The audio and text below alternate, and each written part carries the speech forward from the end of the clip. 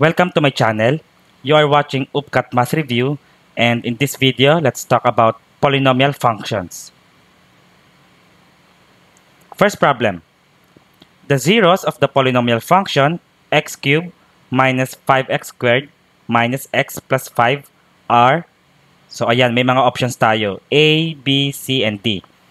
Okay, first thing, kokopyahin ko muna yung function. Okay, so ang function natin ay x cubed minus 5x squared minus x plus 5. Ang tanong dito, kukunin natin yung zeros. So, in essence, equal natin kay 0 yan. Hahanapin natin yung values ng x na kung saan itong buong expression ay equal kay 0. Okay? Paano ba natin ginagawa yon? By factoring. Okay? So, pag factoring, una yung titignan yung degree. When we say degree, the highest exponent or the highest power. Ang degree ng polynomial function na to ay 3. So, this is a cubic function.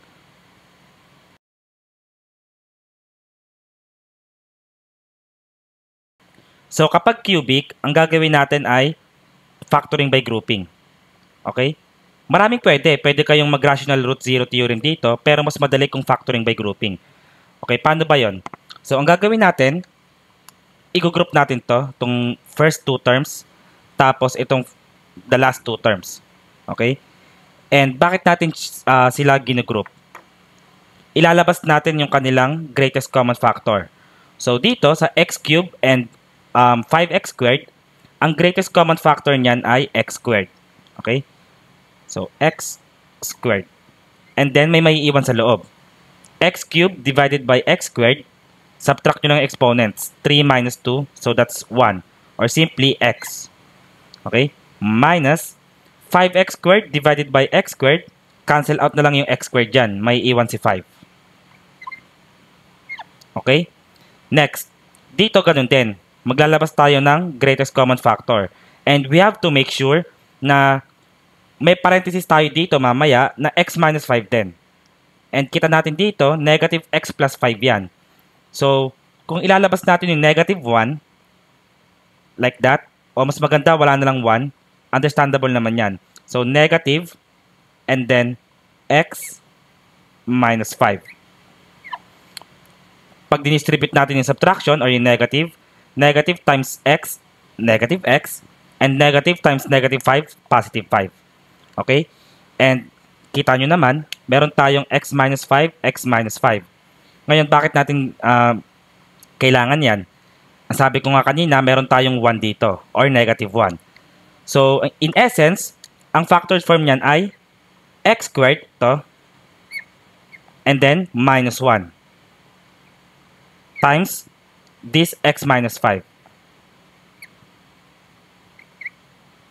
Okay? Equal to kay 0. Equal to kay 0. Okay? Again, ang nangyari lang dyan, baka hindi nyo pa masyadong nagagrasp, itong x squared, dinistribute lang natin kay x minus 5, kaya meron tayong x squared times x minus 5. Diba? Tapos, yung negative 1 din. Si negative 1, distribute kay x minus 5, negative 1 times x minus 5. Distributive property lang. Okay? And dahil meron na tayong factored form, madali na makuha yung zeros. Okay? So, zero product property, i-equate natin to kay 0, itong factor na to, pati to.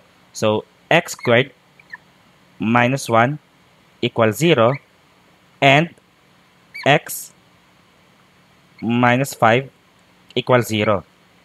Solve for x. Dito muna tayo. So, negative 1, lipat sa kabila, we have x squared equals positive 1. Tapos, take the square root of both sides. So, square root, which means x is positive and negative 1. Okay? Take note ang square root ng 1 ay positive and negative 1.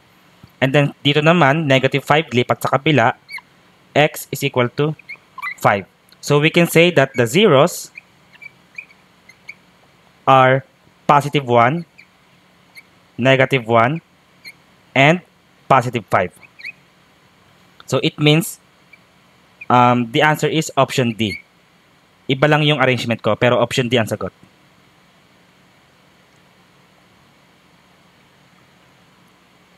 Next, what is the remainder when the function f of x equals 4x raised to 4 minus 5x squared plus 2x minus 5 is divided by x minus 1?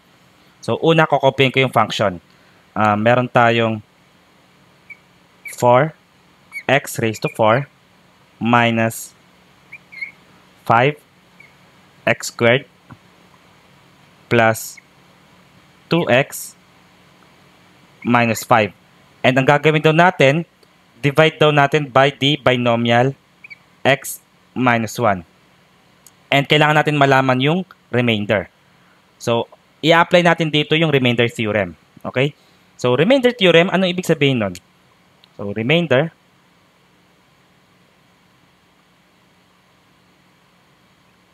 theorem. So, recall natin. Ang remainder theorem, sabi niya, kapag meron kang function f of x, tapos dinivide mo to, dinivide mo siya by the binomial, let's say, x minus c, ibig sabihin, the remainder is f of c. Okay? Simple lang ang instruction. Kapag nag-divide daw tayo, dinivide natin yung function by x minus c. So, itong x minus c kasi, pag inequate natin yan kay 0, x equals c yan. So, itong c, substitute natin sa x. So, f of c. Kung ano man ang value nito, ayun yung remainder. I-apply natin. So, ang ating divisor dito sa ating problem ay x minus 1. So, pag inequate natin to kay 0, yan. So, we have x is equal to positive 1. Right? So, ibig sabihin, itong x equal to 1, substitute natin sa mga x variables. And titignan natin kung anong result. So, 4 times x. So, x nga natin ay positive 1 raised to 4 minus 5 times x, which is 1 squared, plus 2 times x, which is 1 minus 5. Simplify natin. 1 raised to 4 is positive 1, and then times 4, we have 4. 1 squared is 1 times negative 5, negative 5. 2 times 1 is 2, and then minus 5. 4 minus 5 is negative 1. Negative 1 plus 2 is positive 1. And positive 1 minus 5 is negative 4. So this is equal to negative 4. And eto na yung ating remainder. So the answer is option A.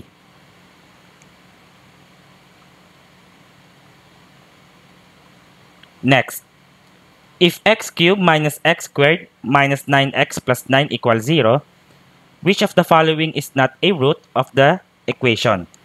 Okay guys, when we say root, ito maraming estudyante nagkakamali rito eh. When we say root, it is the same as zeros. Okay? And it's also the same as x-intercept. Ibig sabihin lang ng mga yan, ayan yung value ng x when y is 0. Kaya nga tinawag na 0 eh. 0 yung value ng y or ng function. So, excuse me. Copyin ko lang. We have x cubed minus x squared minus 9x plus 9 equals 0. So, kaya nga siya tinawag na zeros kasi ini-equate natin sa 0 tapos aalamin natin yung values ng x. Okay? Roots din ang tawag dyan. So, ang tanong, saan sa mga choices ang hindi roots? Okay? Kailangan natin malaman. First method, pwede kayong mag-factoring. So, pag factoring, mag-group ulit tayo. Kasi cubic ulit yan. So, group natin to, group natin yan. Sa unang group, i-take out natin yung x squared. Ilabas natin. Okay? And then sa loob, may iwan si x cubed divided by x squared, that's x. Dito naman, okay, minus x squared divided by x squared, that's 1. And then, ito rin, gagawin din natin yon such that ang magiging parenthesis natin mamaya, dapat x minus 1 din. So, ilabas natin si negative 9. 9x, rather negative 9x divided by negative 9, that's positive x. And 9 divided by negative 9 is negative 1. equal 0. So, kita naman, meron tayong x minus 1, x minus 1.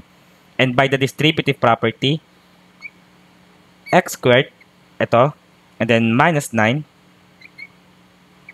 times the binomial x minus 1 equal 0. Tapos, zero product property. Equate natin tong factor to 0, pati ito. So, we have x squared. Waiting ko. So, x squared minus 9 equal 0. Tapos, x minus 1 equal 0. Negative 9, lipat sa kabila. So, we have x squared equals positive 9. Tapos, kunin natin yung square root ng both sides to solve for x. Okay? Therefore, x is equal to, the square root of 9 is 3. So, plus minus 3. Ito naman, madali lang yan. X is equal to positive 1. So, it means ang ating zeros or the roots are negative 3, positive 3, and 1. Tapos, tignan natin sa choices, saan dyan yung hindi included. Ang hindi included ay yung option D, which is 9. So, the answer is D. That's not the root. Or that's not a root. Ngayon, may mas madali pang way dito para masolve yan. Paano? Trial and error. So, isubstitute natin yung mga options. Titignan natin kung mag-equate nga yung function to 0. So, gawin natin yon, mabilis lang. Kung halimbawa, na-stuck kayo sa factoring, pwede nyo gawin yon, shortcut. So, halimbawa, testingin natin si option A. So, option A, ang sabi, ang root daw ay negative 3. Ibig sabihin yan, x is equal to negative 3. Sasubstitute natin si negative 3 dito sa mga values ng x. And check natin kung mag-i-equal nga siya kay 0. So, negative 1, or rather negative 3 cube minus negative 3 squared minus 9 times negative 3 plus 9 equal 0. Check natin to. Negative 3 cube, that is negative 27. Minus negative 3 squared is positive 9. Negative 9 times negative 3, that's positive 27. And plus 9 equal 0. Okay, so negative 27 plus 27, cancelled yan. Tapos, ganun din yung negative 9 saka positive 9. So, ibig sabihin, 0 nga natira dito. 0 equals 0. So, root itong option A. So, ibig sabihin, hindi ito yung sagot. Aantayin ninyo yung option, kasi sabi ko nga, trial and error. Itatry nyo yung options B, C, and D. Check nyo kung saan doon yung hindi mag-i-equal ng ganito. And, ang sagot nga natin ay option D. Testingin natin. Substitute natin yung positive 9. Burin ko lang. So, halimbawa, testingin natin yung D. Ang D ay 9. So, x is equal to 9. Substitute 9 cube minus 9 squared minus 9 times 9 plus 9 equal 0. Okay? So, 9 times 9 is 81, and 81 times 9, we have 729. So, 729 minus 9 squared is 81. Negative 9 times 9, that's negative 81 plus 9 is equal to 0. At kita naman natin, kahit hindi nyo na i-solve fully, hindi ito mag-equal kay 0 kasi ang laki ng 729, no? So, hindi ito equal kay 0, which means ito nga yung ating sagot. Hindi ito root. Next, what is the quotient when the function f of x is equal to x cubed minus x squared minus 10x minus 8 is divided by x minus 1? So, dito, magdi-divide din tayo. Pero hindi na applicable sila remainder theorem kasi hindi naman hinahanap yung remainder. ang kailangan dito yung quotient mismo. So we have to do synthetic division or long division kung gusto nyo. Pero mas madali yung synthetic division. Okay, so copying ko yung function. We have f of x is equal to x cubed minus x squared minus 10x minus 8. Tapos ang divisor natin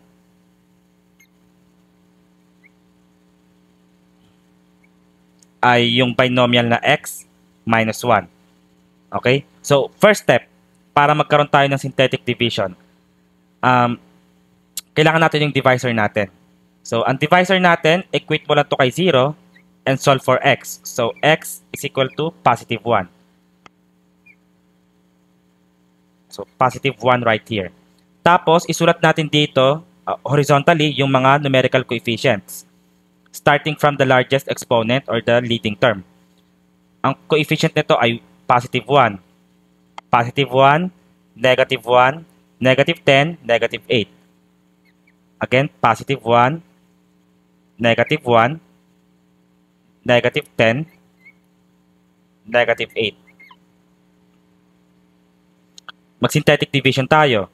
First step, bring down 1. So, 1, and then multiply. 1 times 1 is 1. Tapos add. Okay? And then we have to add. Negative 1 plus 1, that is 0. Right? So 0. And then 0 times 1 is 0. Okay, ganyan yung pattern. Ilalagay nyo lang sa next. Tapos add ulit. Negative 10 plus 0, that is negative 10. And negative 10 times positive 1, that's negative 10. Okay? And negative 8 plus negative 10, that is negative 18. And sa synthetic division, yung last digit, siya yung remainder. Okay? So, sabi ko nga kanina, itong remainder, pwede nyo naman siyang masolve by remainder theorem. Pero, this time kasi ang kailangan ay quotient. So, what is the quotient? Nanggaling tayo sa may x cube. Tapos nag-divide tayo by x or x raised to 1 dito sa baba. So, ano magiging quotient natin yan? Usually, pag may x cube divided by x raised to 1 tayo, ang quotient yan x squared. So, ibig sabihin, ito yung leading term ng ating quotient. So, 1, in essence, we have 1x squared right here. Tapos, pababa ng pababa yan. So, plus 0x raised to 1 or 0x and then minus 10. And kung isusulat natin na maayos, x squared, to wala na yan, minus 10. Minus 10, pero hindi pa tayo tapos kasi meron nga tayong remainder. Ano ang remainder natin? Plus, eto, negative 18 divided by the function itself. Rather, no, not the function, divided by the divisor x minus 1. Alright? And then, positive times negative is negative. So, we have x squared minus 10 minus 18 over x minus 1. So, eto na yung ating quotient. The answer is option B.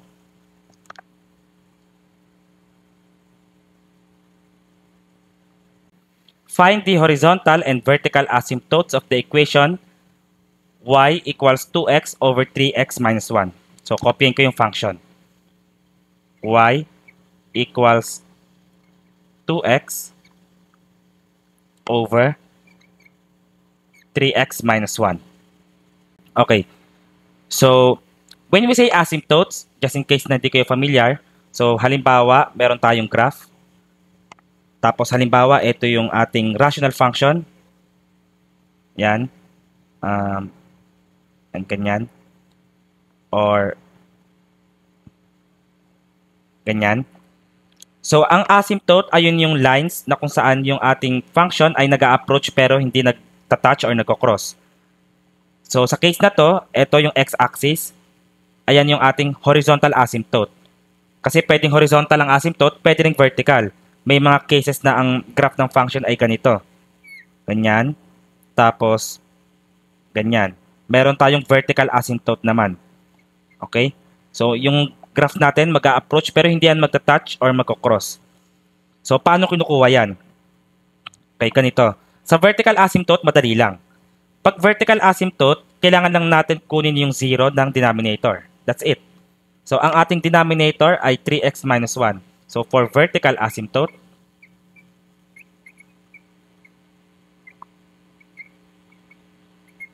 just equate the denominator 3x minus 1 to 0 and solve for x. Okay? So, ito negative 1, transpose, we have 3x equals 1 and divide both sides by 3. Therefore, x is equal to 1/3. Okay? Ulitin ko. So, x is equal to 1/3. Ito na yung ating vertical asymptote. Okay? Kung titingnan natin sa choices, options A and B ay may vertical asymptote na x is equal to 1/3. Hindi na lang natin alam kung saan dyan yung tama kasi meron pa tayong horizontal asymptote. So, sa horizontal asymptote, ganito naman mag-solve. Kokopyahin ko yung problem. Okay? So, for horizontal asymptote, copying ko yung problem or rather yung function y is equal to 2x over 3x minus 1. Tapos mag-solve ako or i-rearrange ko to such that I will solve for x in terms of y. So, ano ibig sabihin ko nun? Ganito. Multiply natin both sides by the denominator 3x minus 1. So, right here.